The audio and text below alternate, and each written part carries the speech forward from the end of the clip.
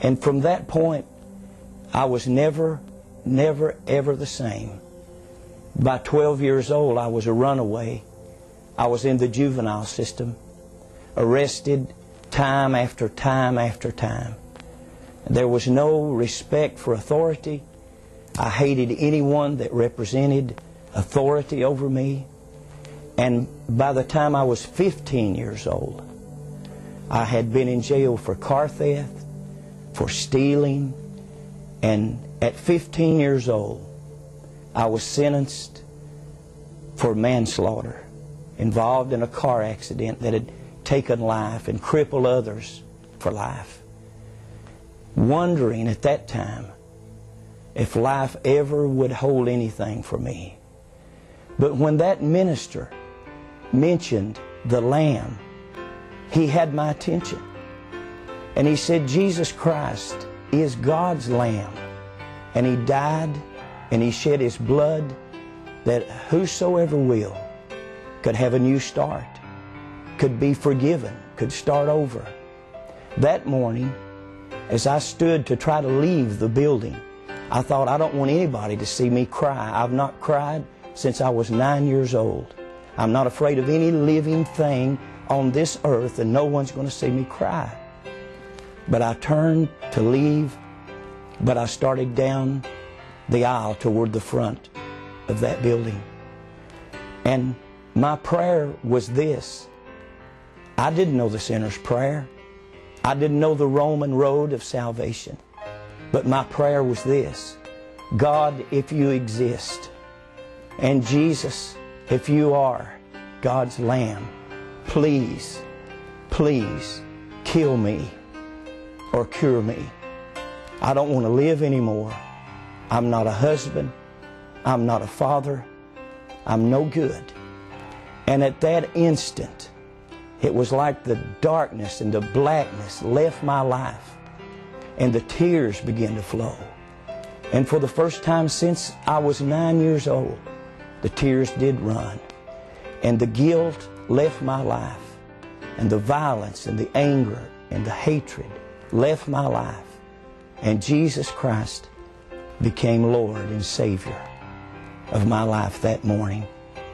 And since that time, I didn't know what would happen, but God healed my mind, my memory.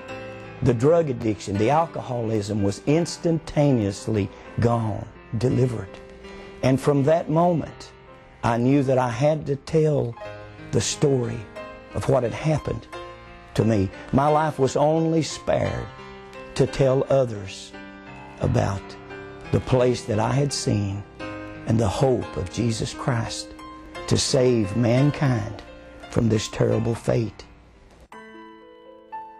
Here we are again, wondering whether hell is for the bad guys or the good guys. I'd like to introduce the subjects OBE, NDE. You know what clinical death is, where heart stops, breathing stops, and we start life again, restart the breathing in the heart. They come from death back to life, a reversible situation before rigor mortis sets in.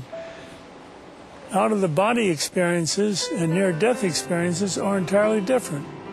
Near-death experience, I hold a gun up at you and say, give me your money. You may get scared to death, but that's a near-death experience. But you didn't come anywhere near dying.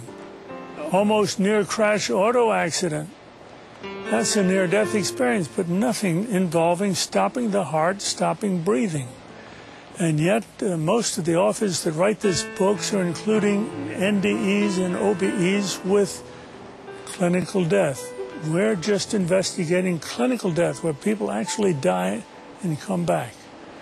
Now, out-of-the-body experiences is a way to get there without dying. How'd you like to find out what death feels like without dying? Well, deep hypnosis can get you there. You see your guru over in India and learn the meditation techniques and the correct mantra. You can have chemical hypnosis. You can go scrying with your crystal ball. You can have kundalini, the electrical stimulus of the coiled snake down the base of the spine that the chakral sites and all of the acupuncture is based upon ways of getting out of the body to experience life beyond the body, separating spirit from the body. This is the definition in the Bible, when the spirit separates from the body, but they're talking about a permanent separation, not a man-made separation. And we, in turn, are talking nothing about NDEs or OBEs. We're talking about clinical death. And this is where the great majority of the people that have true experiences occur. One of the cases we're going to show tonight is Charles McCaig, a 57-year-old mail carrier. He was having chest pain. We took him to the office, put him on a treadmill, and started the treadmill until he got his chest pain again. He was attached to an EKG. The EKG went haywire. We knew he had chest pain. Before we could stop the machine, he dropped dead. Unfortunate. Only 1 in 5,000 do that, so don't be afraid of EKG stress test. But when he dropped dead, he had a very peculiar situation. He convulsed like most people do when they first die, and the heart stops supplying blood to the brain. Eyes rolled up, sputtered, turned blue, stopped breathing. The nurse started IV. I started external heart massage. The strangest thing happened when I would stop resuscitating to put in a pacemaker. When I came to, Dr. Allen said my hair was literally standing on the end and my eyes had already started dilating. And I was absolutely scared to death. I was horrified. My life was what you might call normal. I partied lots.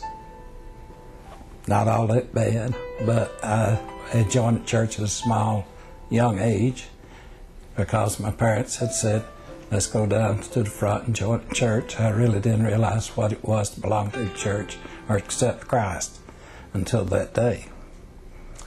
And I had early in one morning at work, I had gone to the walk to the local clinic in my hometown and telling them I thought I was having a heart attack. I didn't tell anyone I was going, and they sent me on up to the clinic where Dr. Rollins was. He kept me about 3 or 4 days and then gave me a stress test. On that stress test, I told the girl, Pam, that was running the stress test, that I was dying, let me off, and that's the last I remember of that. And when I came to, Dr. Rollins was giving me CPR, and he asked me what was the matter because I was looking so scared and so forth. And I had told him I'd been to hell, I needed help. And he said, well, keep your health to yourself. I'm a doctor, I'm trying to save your life. You need a minister for that. As he was giving me CPR, he was trying to install a pacemaker with the other hand and doing it with one. I would fade out. And then he'd start again and bring me back. I watched what was going on, like some people say I was floating in the air or up on the ceiling. I was up above it and could look down and see things. And I kept asking, please help me, I don't want to go back to hell. And Pam said, well, he needs help, do something. And at that time, he said, say this short prayer after me. I believe Jesus Christ is the Son of God. If you'll save my soul and keep me alive, I'll be on the hook for you forever. And if I die, please keep me out of hell. And after that, the other experiences was real pleasant. I saw my stepmother, my mother. My mother passed away when I was about 5 months old. I never saw a photograph of her, and I was able to recognize who she was. And my stepmother had passed away approximately 10 years before. They were together. I did not have any contact physically or mentally with them. All I remember was they kept their hands outreached to me. And I remember later that I made a remark that I'd always heard it, but now I knew it. And Dr. Rollins asked me, what